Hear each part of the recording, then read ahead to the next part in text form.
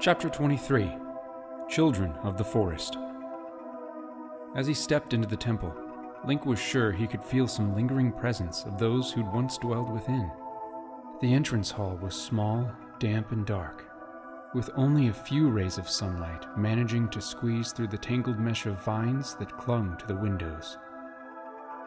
The brown creepers sprawled their way across the wall, running along ancient murals that were faded and peeling from centuries of neglect. Tree roots squeezed through tiny cracks in the masonry, running along the wall and making it look like the temple was a part of the forest, just as alive and just as ancient. As Link entered the corridor just beyond the entrance chamber, a familiar clicking sound caught his attention. He almost jumped, fearing to find a large skulltula waiting in the shadows. Instead, he spotted a line of tiny skulltulas crawling into a crack in the stone, fleeing from the light of the three fairies behind him. Link hoped that didn't mean he was about to find an army of their adult counterparts. Mido seemed to be having similar thoughts, for his face was white as he muttered, "I hate those things." "They're only tiny," Link assured him. "I think those ones are more scared of us."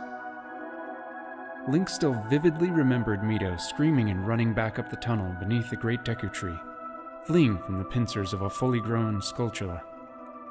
Mido did not appear to so much as flinch this time, and Link decided digging up any memories of that fateful day would not be wise.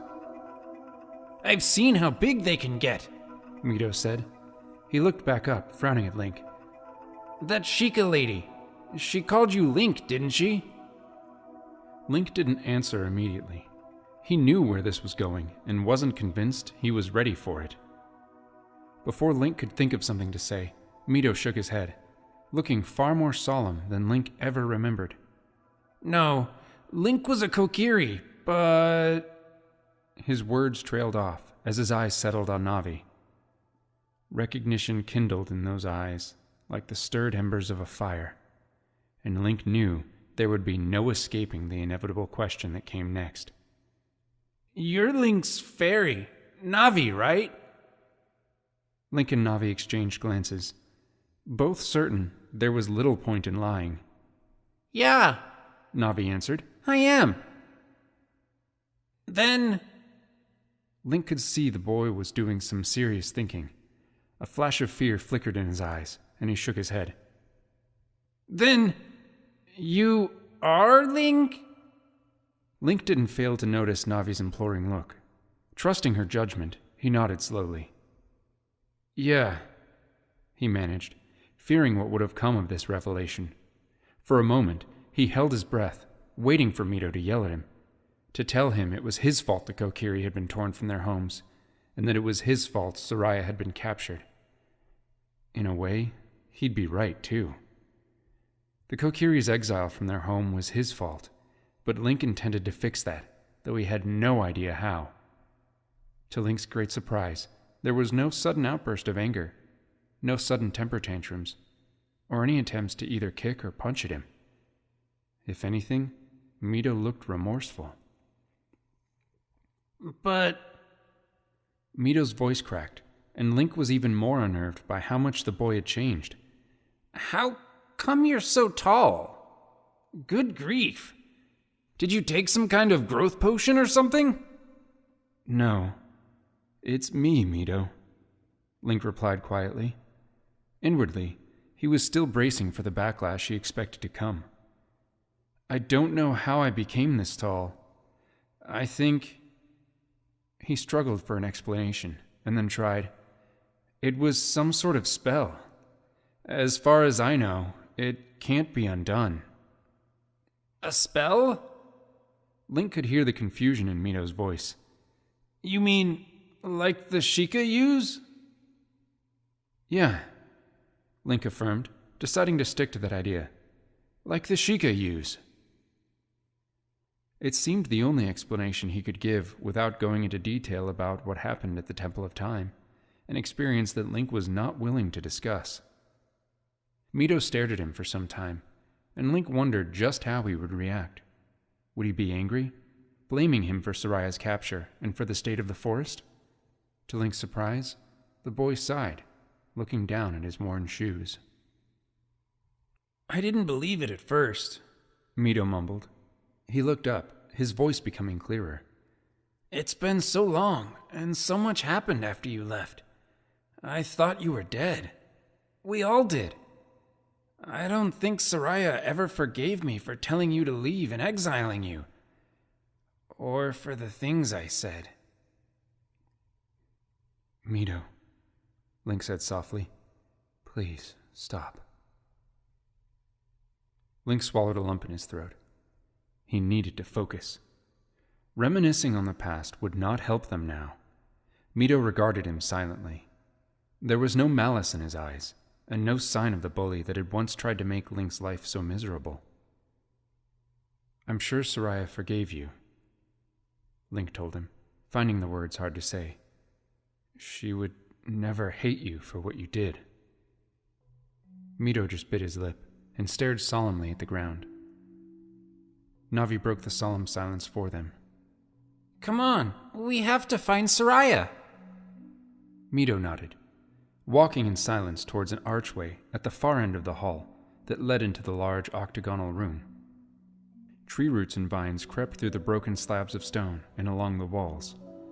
The window slits in this room were choked with thick creepers that barred any sunlight from reaching the interior.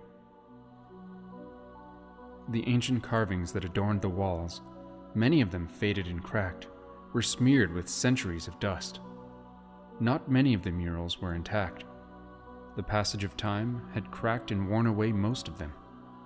Among the more well-preserved ones was a mural that featured a scantily clad boy playing the flute.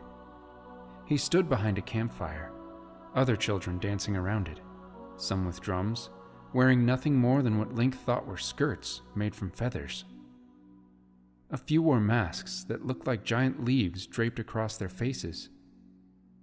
Dogs, possibly even wolves judging by their size, nipped playfully at each other as they joined the festive celebration.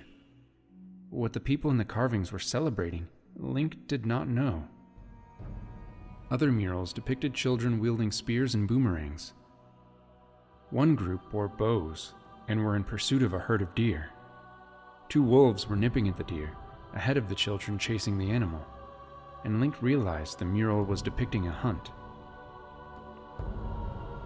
He turned his eyes back to the festive reliefs he'd seen earlier, looking again at the people depicted there. Those are Kokiri? Link wondered, now turning his eyes to the carvings nearest the archway he was standing next to. There were little sprites carved into the stone, one hovering near each child. The closest relief featured a giant tree with a nose and eyes, its branches sprawling across the wall and reaching up to the ceiling. At the base of this enormous forest giant, a small child sat in a meditative pose, an ocarina clasped in one hand. A boy stood beside her, bearing what Link presumed was a sort of string instrument played with a bow, like the kind a minstrel used. Birds of various shapes and sizes, from owls to honey-eaters, were perched in the branches of the enormous tree. All of the animals were gathered around the glen, from the birds to even several mice, all gazing down towards the 2 children and the face carved into the tree's trunk. A series of panels on the next relief depicted a boy who was reaching out to his fairy. The moment they made contact, he seemed to transform, and in the very final relief, his appearance had changed dramatically. He was now taller, his limbs resembling knotted tree branches, while much smaller boughs crowned his head, bearing a striking resemblance to a deer's antlers. This wasn't the only transformation depicted in the reliefs either. Above, another row of distinct panels depicted a Kokiri appearing to disappear into a tree, almost as if he was melting into it. By the final panel, leaves decorated the now blossoming tree, almost as if the boy's act had brought life to it. There was even a face now carved into the trunk. whispering tales of a bygone era. The reliefs, all of them, told a story long forgotten by time. These were the ancient forest children Link had heard of, and if what he understood was correct, the Deku spirits and Kokiri shared a much closer kinship than he'd ever imagined. Quickly reminding himself of the urgency of his task, Link scanned the rest of the vast gallery that he and Mido were standing in. Several flights of stairs led to the chamber's center, which was decorated with a stone altar. A torch burned at each corner of the dais upon which the altar was perched. Oddly, each torch burned with a different colored flame: red, green, blue, and violet. As nobody had stepped foot inside the temple until recently, Link guessed the torches were being lit by magic. When he considered who was responsible for it, he felt a tinge of dread. The torches gave off very little light, and it seemed that the darkness was closing in on them. It wasn't until Link examined the altar more closely that he noticed a small shadowy form lying on top of it. "Hey, what's that in the center of the room?" Mido asked, having spotted it too. Dread creeping into his stomach like a pool of icy water, Link made his way towards the altar. Descending the stairs, he was soon able to make out enough detail that he knew what he was looking at. A small pale form with green hair and donned in a white tunic lay sprawled face down on the cold stone. Saria. "Goddesses!" Navi breathed. "She must still..." Link didn't hear the rest. He leaped down the remaining stairs without a moment's thought. Behind him, Navi was gazing anxiously about the room. "Link, wait!" "Saria!" he yelled. Behind him, Mido and Mori froze with a look of despair etched into their faces. "No, don't be dead, please!" Link reached her before any of his companions. He rolled her onto her back, desperately hoping for some sign of life. Her eyes were closed. Her face was whiter than snow and just as cold. He almost cried out in anguish at the sight of the gash where the phantom had struck her. Blood still oozed sluggishly from the wound, and small spatterings of blood marred the stone beneath her. Link hurriedly unclasped his satchel from his belt, and then knelt down beside her. "Saria! Saria, wake up!" Link breathed, shaking her gently until her head lolled listlessly to the side. Placing her back on the marble, he removed the gauntlet from his left hand and placed his palm on her chest, desperately feeling for some sign of life. "She's not dead," Fora said as she landed next to Saria's head. "How do you know?" Link spat. In the desperate chaos of emotions coursing through him at the sight of his friend's seemingly lifeless body, it did not occur to him how careless this question was. Navi gasped, while Fora looked hurt and spat back an indignant reply. "I'm her fairy, you idiot!" she snarled.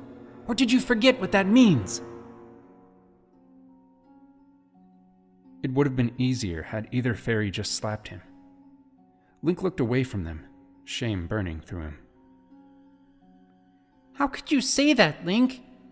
Navi whispered, sounding as appalled as she looked. "I'm sorry, Fora. I didn't think," he whispered, not meeting her eyes. "Obviously not," Fora remarked, her voice stiff with indignation.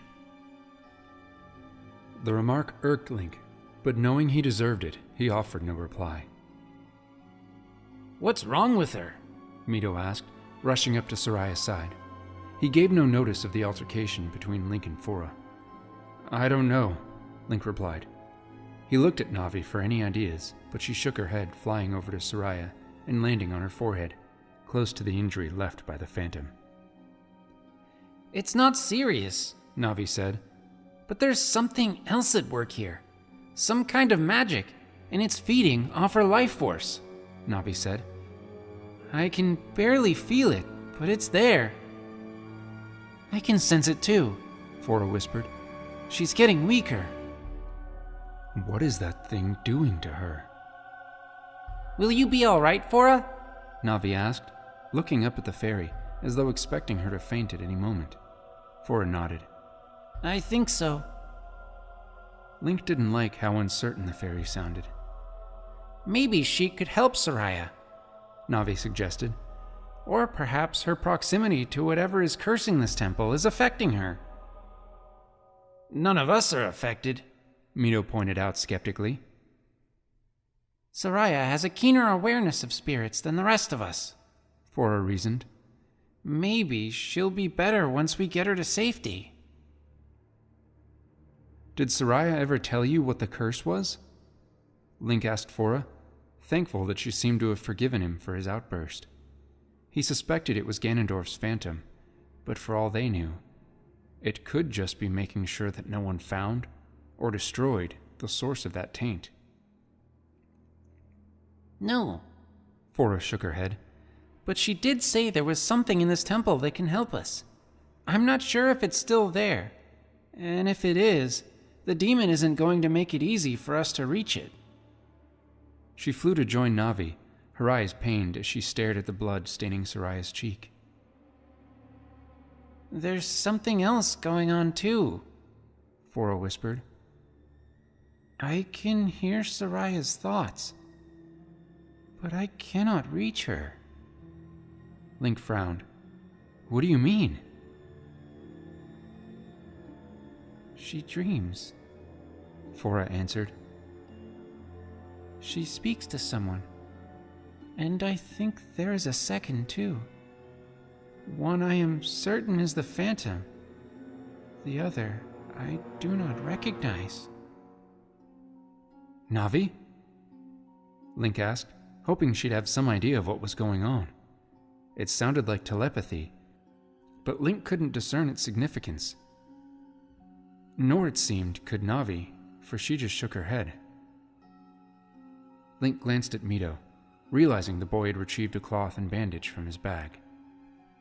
Saria showed me how to do this, he offered, and without waiting for Link's response, he got to work. Link felt a strange respect for him then, noting how quickly the boy had taken the initiative. Just hurry, Navi urged Mido. We don't want to be here when that phantom shows itself. Too late, Mori whispered.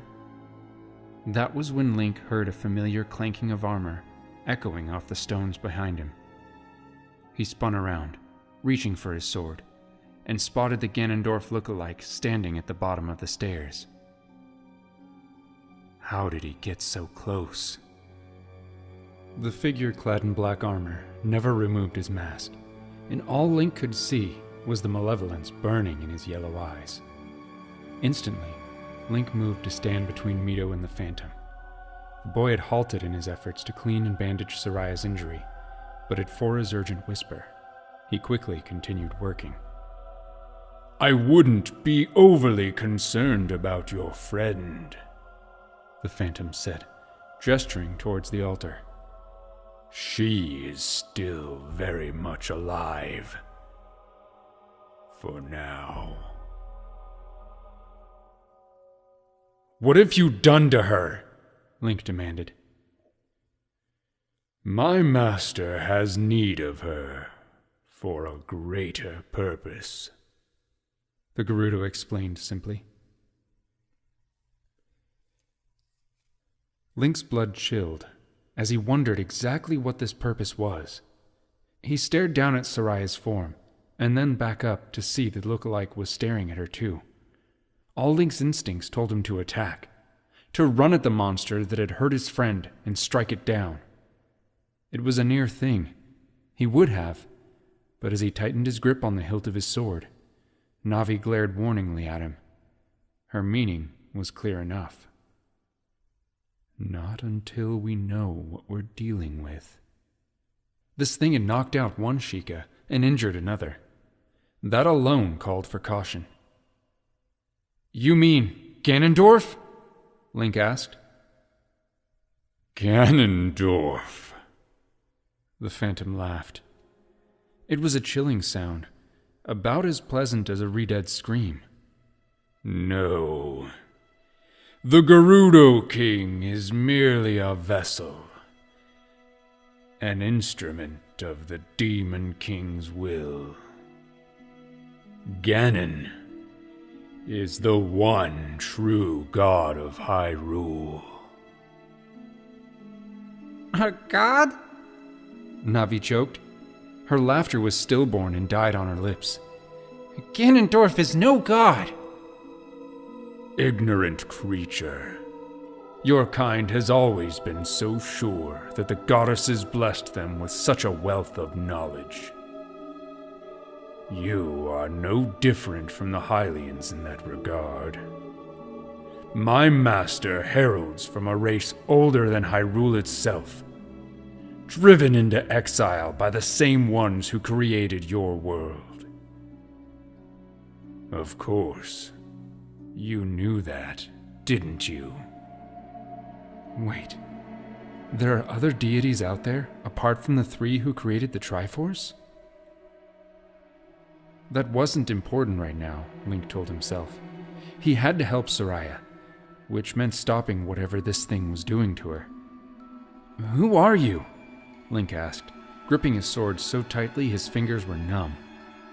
What are you? I am a creature of shadow, a phantom, created by Ganon to guard this temple, and ultimately lead the forest sage to it, so that he may feed upon their spirit. I suspect other Kokiri have felt the urge to come here, but she was the first to arrive. You? Mido asked. He seemed surprised to find his voice and swallowed. You were the one Saria was talking about. I am, the Phantom replied. I never imagined a Kokiri's life force could be so pure. It has a power that my master has not tasted in some time. A power that once allowed them to change their forms at will. Let her go, you sick monster! Fora yelled, flying towards the Phantom. Mori stopped her mid-flight and struggled to force the angry sprite back. Blood magic! It's using blood magic! Navi hissed, realizing what the Phantom was talking about. It's stalling us to finish the spell! The anger Link had felt towards Vaspin when he'd first heard Saria was in danger seemed tame to the fury that now rushed through him. With a scream of utter fury, Link ignored his earlier instincts and dashed towards the creature as well, following Fora's example. Ganondorf's Phantom merely flicked his hand, sending a blast of lightning straight into Link before he could raise his shield to block the attack. It was like the drawbridge of Castletown all over again, as tendrils of lightning coursed through him. His muscles screamed as they were seared by the energy from the blast. And Link went sailing backward, almost hitting Mido as he crashed into the front of the altar. He struck with a crack that sent stars across his vision. Such a pathetic display, the Phantom sneered. Is this the champion the Sheikah send against me? There was no missing the mockery in its voice. Link groaned, bracing the altar for support as he pushed himself back up. As he struggled to his feet, his muscles screamed in protest. It is ironic that a Hylian should come here intending to save the Kokiri, the Phantom said. Take a look at these walls. Those children. They were Hyrule's original inhabitants, existing here before the Hylians crossed the ranges of Snowhead. Do you know what the Hylians did to them and their kin? What are you talking about? Link snarled, finally on his feet. I'm not Hylian! But you are, though you are trying very hard to deny it, said the Phantom, stepping closer to Link. Mido had stopped tending to Saria, for he bravely drew his dagger and took a step forward, but Link stayed him. Perhaps your fairy never told you, the phantom mused. Or is it that the magic of the woods made her forget? Made you all forget? The Hylians regarded the Kokiri as untamed savages, primates that needed to be civilized. So they enslaved them, slaughtered them, and burned their villages. As for those who survived in captivity for a time, well, death would have been a kinder fate. You're a liar! Mido shouted in defiance. I think I'd remember something like that. I am not lying. The one you refer to as the Forest Guardian made you forget. They call my master evil. But what of the Hylians?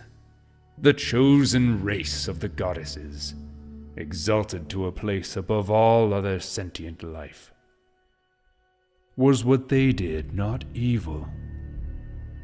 My master and the royal family of Hyrule are really not that different.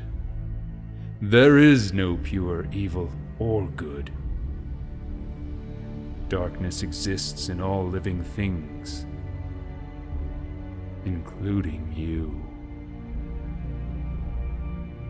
Disregarding the Master Sword that lay on the ground beside him, Link notched an arrow to his bow. Let Saria go now! Link growled, drawing the bow tight.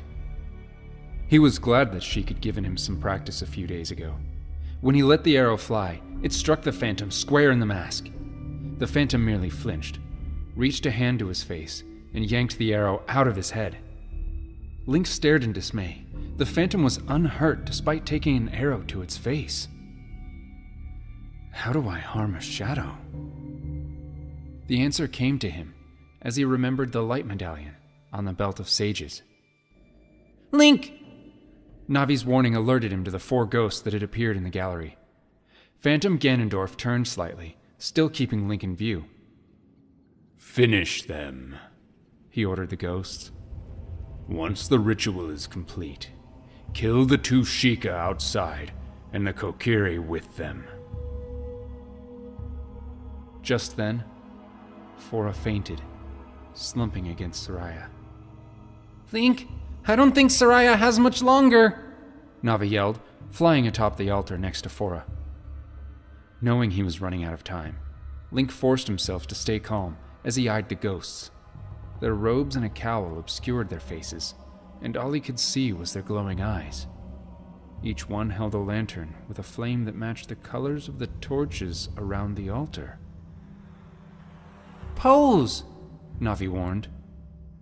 Oh, good, Mido muttered sarcastically. We know their name. That's helpful. A visitor, the red-garbed ghost crowed. Live ones too.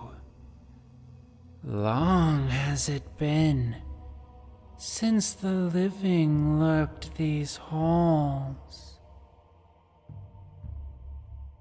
They won't be living when I finish with them.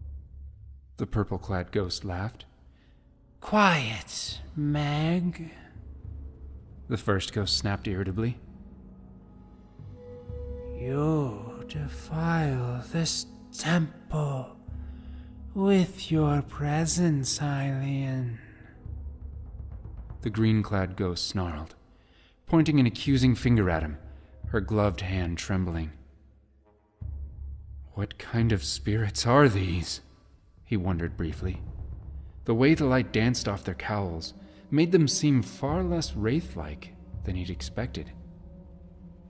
I could say that about you, Link retorted, eyeing the ghost who'd spoken. Its glowing eyes seemed to narrow, and before it could act, Link reached out to the plane of magic, felt the flow of the element of light, and reached for it. The flow seemed to answer easily to his call, and drawing on its power seemed as easy as breathing. Quickly, Link notched another arrow to his bow, noticing that the medallion on his belt was now warm. Please let this work. As he channeled the magic, the arrow's tip glowed with an eerie white light. A second later, he released the arrow with a loud twang. Flaring with a bright luminescence, the shaft struck the ghost, causing it to drop its lantern with a shriek. Green fire burst across the floor, flickering and burning for a moment before fading. The other poes stared. Although their faces were hidden in a veil of shadow, Link was sure their mouths were open in dismay. Amy, cried the ghost in purple garbs. She directed her attention to Link. You killed our sister. We'll kill you. She was already dead, wasn't she? Mido asked, turning to Mori as if expecting her to affirm this. Impudence! How dare you say that?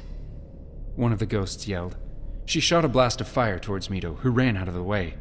It struck the floor, blackening the stone on impact. Link let an arrow loose at the offending Poe, but the ghost drifted sideways, letting the arrow thud uselessly into the stone behind it. Link turned and shouted to Mido, "Get behind the altar and take Saria with you! Mori, grab Fora!" Neither Mido nor his fairy argued with Link's instruction, leaping behind the altar as two streams of fire belted towards it. Saria was dragged unceremoniously off the altar by Mido. The streams of fire struck it moments later.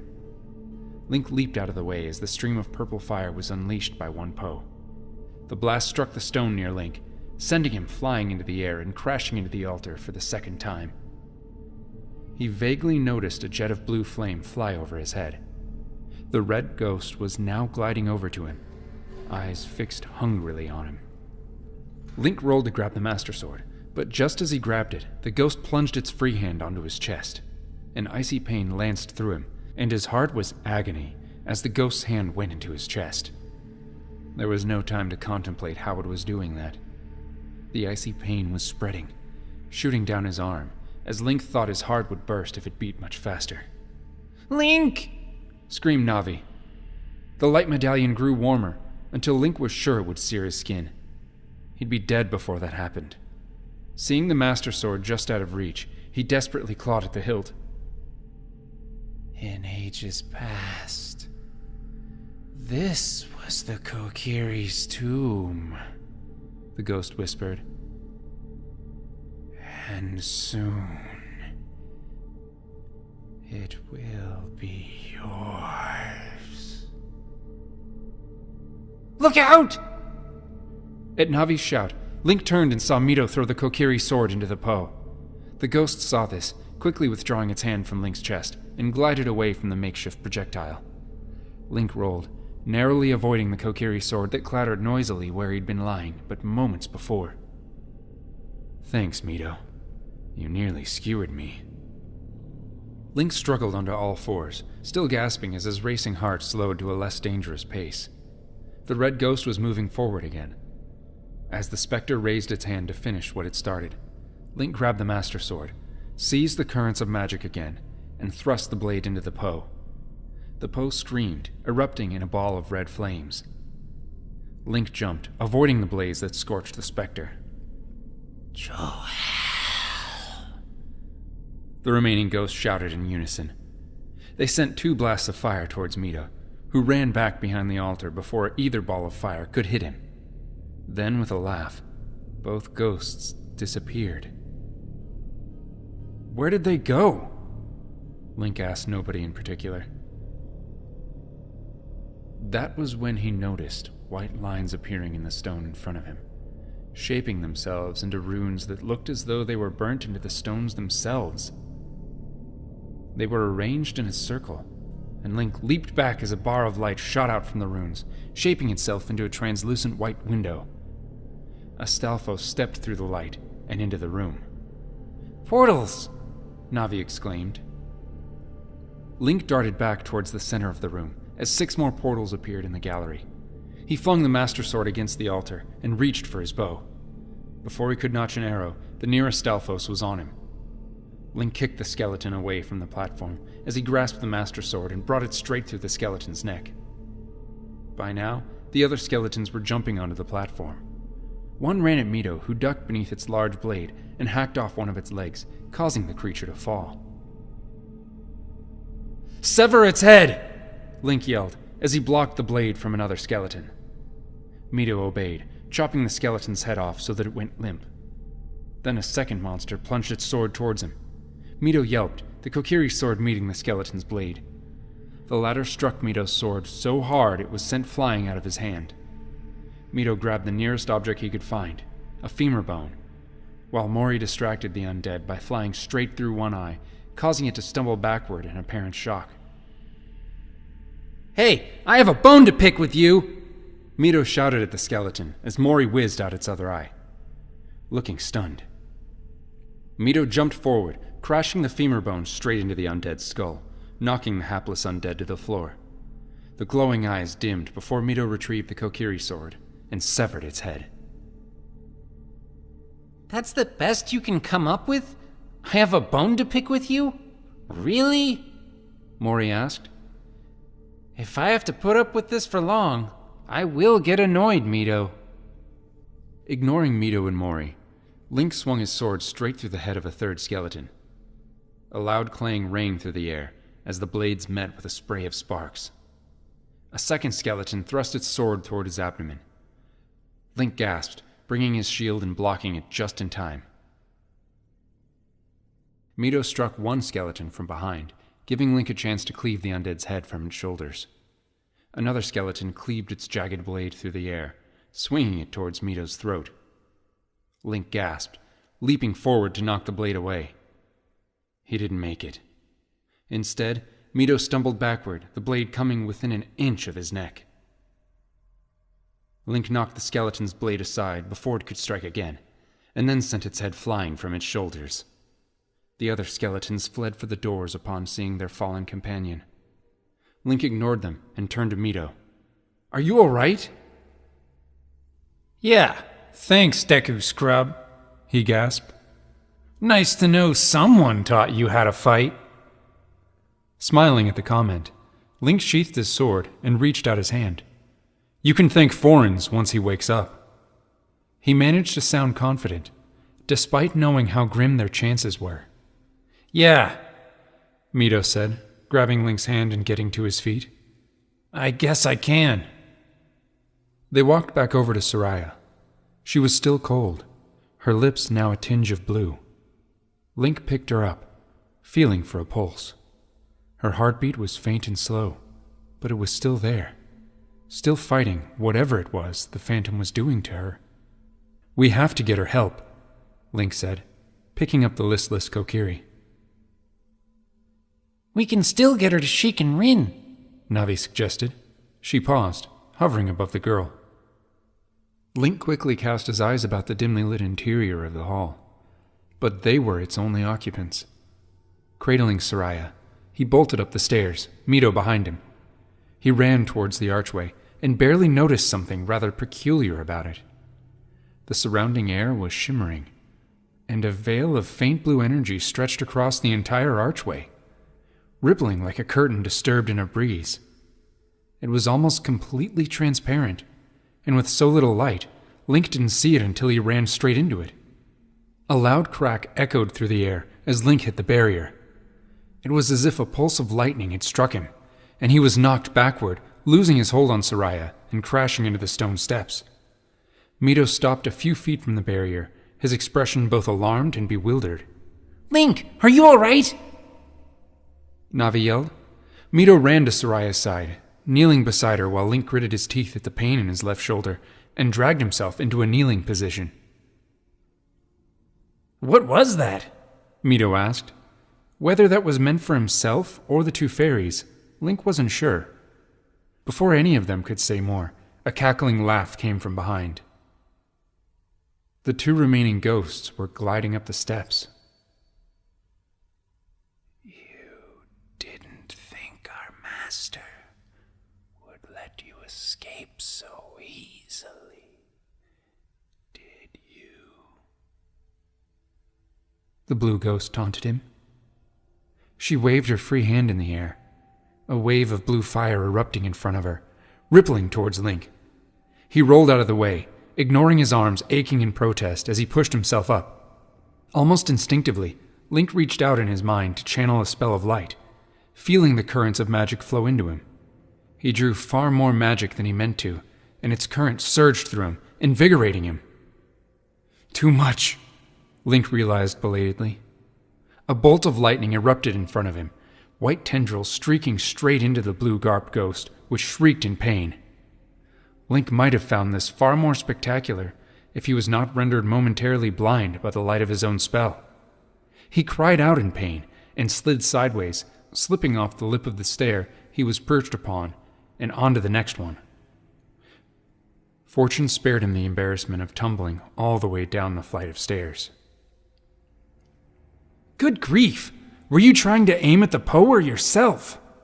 Mido called out. Link dragged himself onto all fours, his vision dim. I am so not trying that again. As his vision returned, Link looked around for the final ghost. Instead, he saw no less than 4 ghosts standing around him. For a horrible moment, he thought he hadn't killed the ghosts at all, and now they'd just decided to reappear. Then he realized they all wore purple robes, and that just confused him more. He leaped up, swinging the Master Sword down into the ghost closest to him. It merely laughed, and the air around the Poe seemed to warp and shimmer as the ghost disappeared. It's an illusion, Link realized.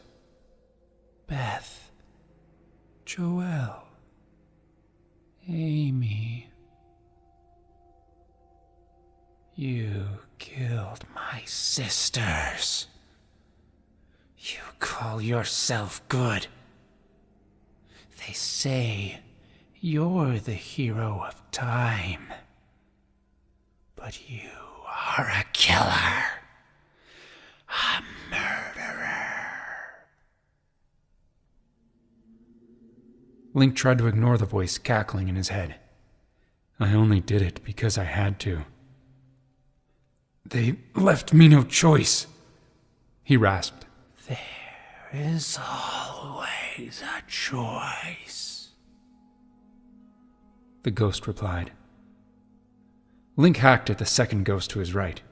It simply vanished, just like the last one. Link caught a flicker of movement out of the corner of his eye and jumped to avoid a ball of purple fire. It slammed into the wall, and Link hacked the Master Sword down on the caster. It gave a cackle and disappeared. The final ghost laughed gleefully, and Link only just realized the sound was coming from behind him when the ghost shoved its hand into his chest. Not this again, he thought. There was no time to do anything. Pain lanced through his chest and arms at the ghost's icy touch, bringing him to his knee. You took the lives of my sisters. Now I will take yours, the ghost whispered. Blood pounded in his head. Link was paralyzed, unable to move, as the ghost's hand clenched tighter in his chest. Everything was going dark and cold. He tried to focus on the plane of magic, but the pain in his chest was excruciating, and he could not concentrate. Just then, the ghost jerked backwards, screaming. Link rolled over weakly to see Mido pulling the Kokiri sword out of the creature's back. Seizing his chance, Link scrambled to his feet, trembling as he fetched the Master Sword, and then rammed the blade straight into the ghost's pale form. The spirit gave one final scream and vanished in a ball of purple flame that nearly engulfed Link and Mido. Sweating and clammy from the close encounter, Link willed himself to stay on his feet and turned to Mido. "How is Saria?" he asked. Both Navi and Mori looked at him before realizing he wasn't asking them. Do I look like a healer to you? Mido asked. Link ignored the comment, turning to the two fairies. Navi, Mori. Both fairies flew over to the girl. I don't know how long she has, Navi said quietly, hovering near the girl's chest. Fora was right, though. It's like there's another presence inside Saria's mind. 2 of them. What does that mean? Mido asked. Is it telepathy, like what the Great Deku Tree used? I think so, Navi answered. It is impossible to know for sure without Fora's help. Link stared at Saria, pondering what to do. With the barrier still intact, he was cut off from Sheik, unless Navi could fly out and get the Sheikah to find a way to reach him. He wasn't sure Saria had that kind of time. There was something else Link hadn't considered. Fora said there was something in the temple that could help us, Link said, wishing desperately that they could wake the fairy. Do you have any idea what she meant? Navi shook her head, and it was Mido who spoke up. She said something about there being an ancient grove inside, like the Great Deku trees, Mido said. She said there was a tree there, older than the Great Deku tree, but she doesn't know if it's still alive. Why didn't you mention this before? Link asked incredulously. Although he knew that the Great Deku tree had to have come from somewhere, he had given no thought as to where. Nor had he expected it to come from another tree here in the Lost Woods. How old would this tree have been? He slipped his gaze toward the wall, examining the carving of the enormous tree with the girl sitting underneath it. Was it depicting the same tree? I don't know if it's still alive, Mido said, sounding despondent. Maybe it's dormant, Mori suggested. Maybe, but how do we wake it up then? Navi said, looking like she was madly trying to absorb this new information. Wait, have you got the ocarina on you? Link could tell by the sudden rush of her voice that she'd realized something he hadn't. How does that help us? Then, Link knew. He could use the reservoir of magic in the ocarina to draw earth. If this ancient spirit could sense it, or sense the magic in the light medallion, perhaps it would respond. I guess we try that then, he said, feeling resigned and unable to think of anything else. His chance of saving Saria was rapidly fading, so if this was a chance that he could save her, he'd take it. Resolute, he led the way to the door on the other side of the gallery. Navi flew through the door first, and narrowly avoided a jagged blade as a Stalfos leaped out from the shadows. Link hastily set Saria down before stepping forward to meet the Stalfos. Their blades connected with a ring of steel. Link spun his sword in a graceful arc, meeting its shield before Mido dashed brazenly in from one side and sliced the Kokiri sword through its pelvis. The top half of the skeleton went tumbling backward in a heap of bones, leaving Link to make quick work of its neck. Thanks, Link said as they stared at the Stalfos. I think that makes us even. For now, Mido replied, staring at the reliefs that decorated the corridor. Light spilled in from a doorway up ahead, revealing the intricate detail of the carvings. Do you reckon it's true, what the Phantoms said about the Kokiri? Link asked Navi. I'm not sure, Navi said slowly. Nobody can recall any of the Kokiri's history back past 1,000 years ago. It's like somebody or something wiped our memories. So everybody would forget. Maybe there was some truth in what the Phantom said. Link didn't like where that thought was taking him. Had the Hylians really attacked the Kokiri? Maybe he wasn't lying. If it was true, then he was helping these very same people. Link shook his head, trying to clear his mind as they stepped out onto a balcony. Pillars lined the edges of it, all with carvings of children and the tree-like entities they morphed into. There were even other creatures that Link recognized were Gorons. Gorons? That took him by surprise. Did they help build this place? It would make sense. They would know how to work the stone. The balcony wound its way around a dilapidated garden. It was choked with weeds, the few trees in it draped with vines, except for an enormous tree with 3 thick roots that occupied the bower's center. Its long limbs stretched out over the roof of the gallery, and Link could sense a magic resonating from deep within it. A face was carved into its enormous trunk, and beneath that sat a statue perched in a meditative pose, snuggled in between tangled roots. There was a medallion clasped around the neck of a statue, scintillating a dull green in the feeble light. "This must be it," Link said quietly. He wondered if the medallion he could see was the very same one that Sheik said Rauru could sense.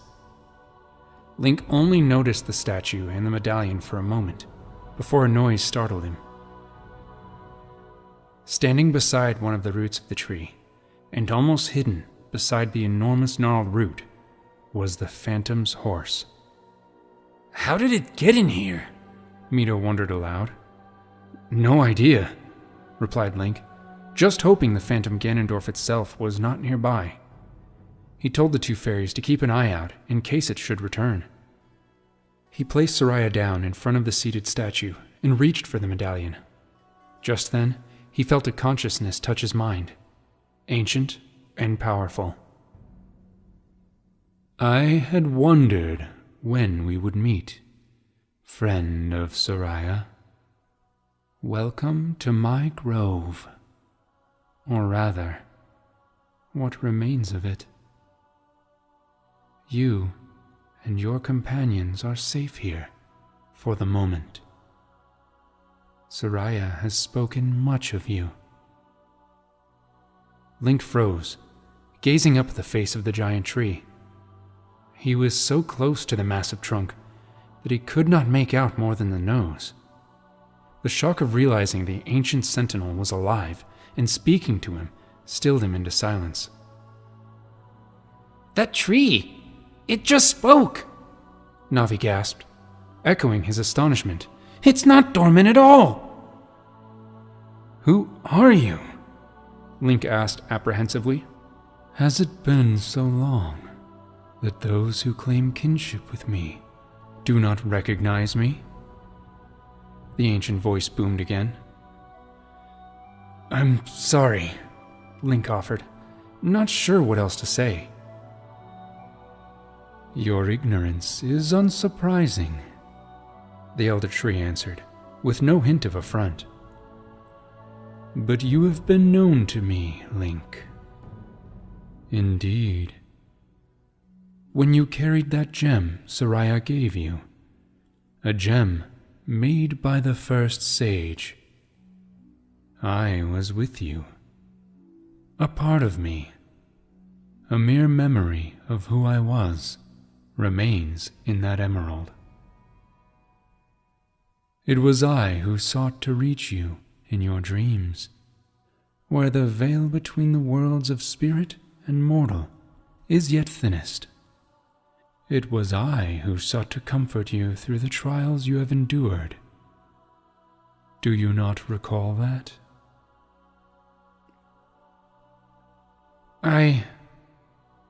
Link searched his memories, and faintly, he could recall the briefest sensation of something trying to reach out to him whenever he held the emerald.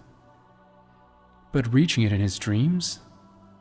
Link couldn't recall that, but he did recall the calmness he'd known when the emerald was close to him. The spiritual stone of the forest? It was yours?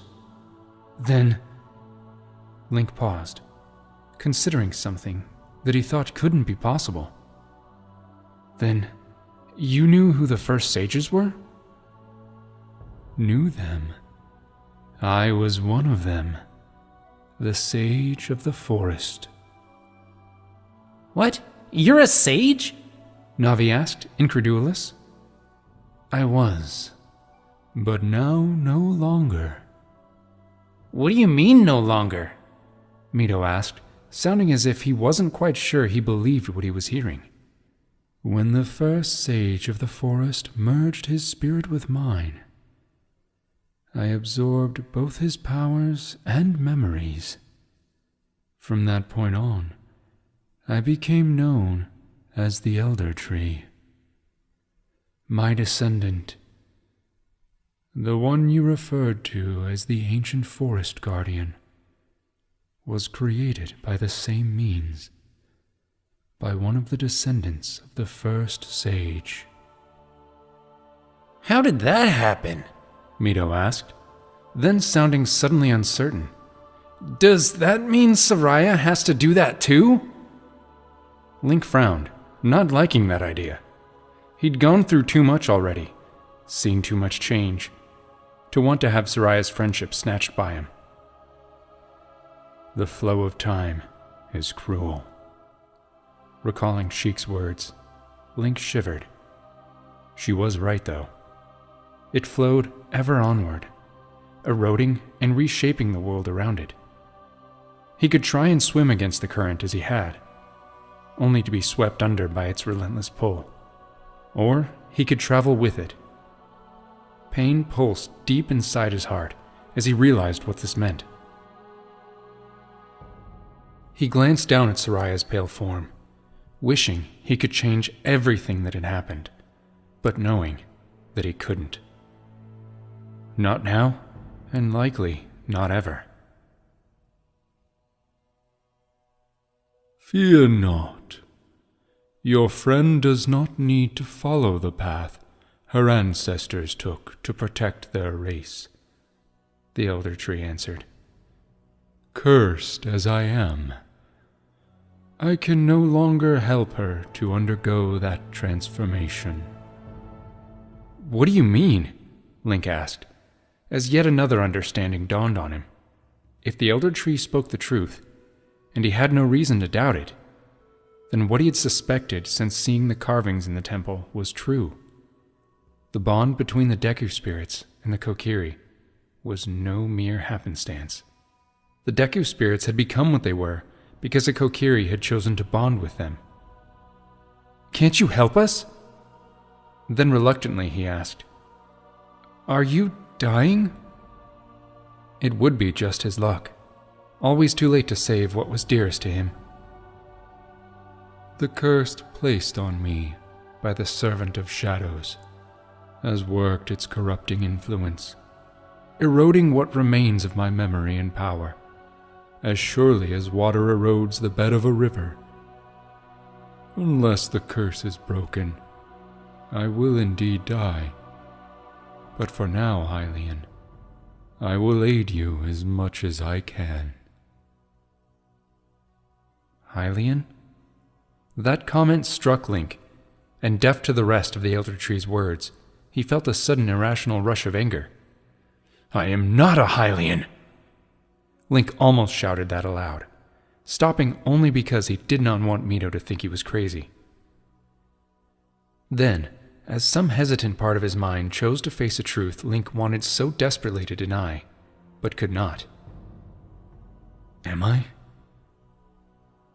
Deep down, he knew the answer, and knew that it changed so much of how he'd perceived both himself and the world. A part of him didn't even want the Elder Tree to answer. Distractedly, he glanced at Mori, who'd resumed her lookout, and then turned back to the tree. When the tree spirit spoke again, its blunt honesty left Link reeling. It was more than he wanted to know.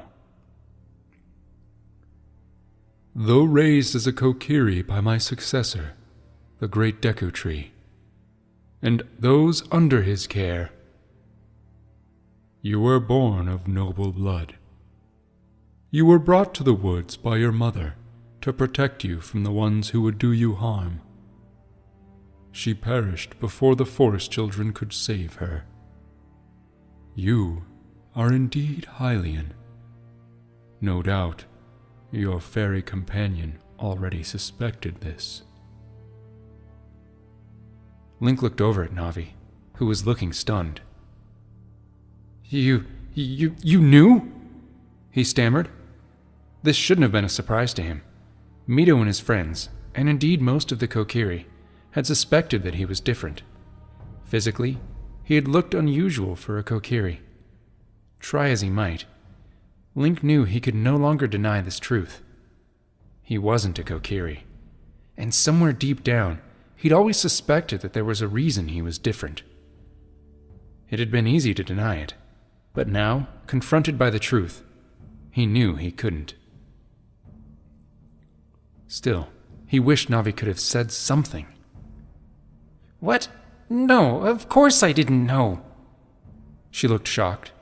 I mean, I always believed that any child that came into the care of the Great Deku Tree was turned into a Kokiri. But I thought maybe I couldn't bond properly because of what happened to Doran after he... Navi's voice trailed off sadly, and Link wanted to comfort her. Doran's spirit still lives. Navi looked confused, so the ancient tree elaborated. A Kokiri never truly dies. Their spirit lives when the body breathes its last, and they become one with the woods just as the first sage bonded with me. They are the ones who you call the forest spirits. Some, those more gifted in using magic, choose to preserve themselves in the form of Deku spirits. Others choose to undergo the transformation that turned them into dryads, or Koroks, as Hylians once called them, though their tales give a far different idea of what one looked like. A Korok, Link thought. Wait. Hadn't Malon called one of her toys a Korok? It had looked more like an oddly decorated sack with a leaf stuck on it than anything else. In undergoing this transformation, the Elder Tree continued, they could ensure the Kokiri would continue to prosper. You have come because my children are in danger. I have sensed their distress, but my powers were rendered useless by the shadow within these walls. Even now, I can sense the curse he has placed on your friend, and I have offered her what aid I can. I have touched minds with her, anchoring her spirit against the force that threatens to destroy her. Can you save her? Link asked. Place the medallion worn by the Mother Goddess around her neck. It will further numb the curse's hold on her. What exactly is wrong with her? Mido demanded. She fights her own battle with the Phantom, for it lurks in her dreams as easily as it lurks in the waking realm. I have aided her, but soon my aid alone will not be enough. Link's horror at those words must have been plain, for the Elder Tree added, Do not despair, though. The medallion will be enough to protect her. Link hastened to grab the medallion, but just as he did, a warning flashed through his mind. Do not forget my warning. Only a Kokiri can remove it. Mido stepped forward and grabbed the medallion. Then he knelt, kneeling down to place it around Saria's neck. Now what? Link asked, looking at Saria and hoping she might wake up. Is there anything else we can do to help her? You must first kill the shadow that lurks within these walls, the Elder Tree answered. If you do this and awaken my successor, they can order the forest spirits to attack the ones who kidnapped the Kokiri and free them. The Elder Tree paused, and fear suddenly surged through the bond. Something was coming. Link tensed, one hand already clasped upon his sword's pommel. Before the Dark One. He comes. came the tree's warning, followed by Mori's urgent whisper. Link turned around to see Phantom Ganondorf striding towards them. One final thought echoed through his mind from the elder tree. I am sorry I cannot help you, Link. My strength wanes. Finish him quickly. My fate and the life of your friend depends on it. I didn't expect you to kill those ghosts. The Phantom's voice was rich with mockery as it came to a halt beneath the canopy of the ancient tree. Don't expect that useless sack of kindling to help you. So long as I am here, it cannot. Now step aside. The girl belongs to me. Over my dead body, Link snarled. The Phantom regarded him coolly for a moment, and beneath its mask, Link could just imagine the creature's sneer. That can be arranged. The specter charged forward, swiftly raising its spear and bearing it down towards Link's heart. Link spun, dancing to the side, only to realize that Mido was standing directly behind him. The cruel, cold steel of the lance plunged down through the air, knocking the Master Sword's flimsy strike aside. Before Link could do anything, the lance found its target, plunging straight into Mido's stomach.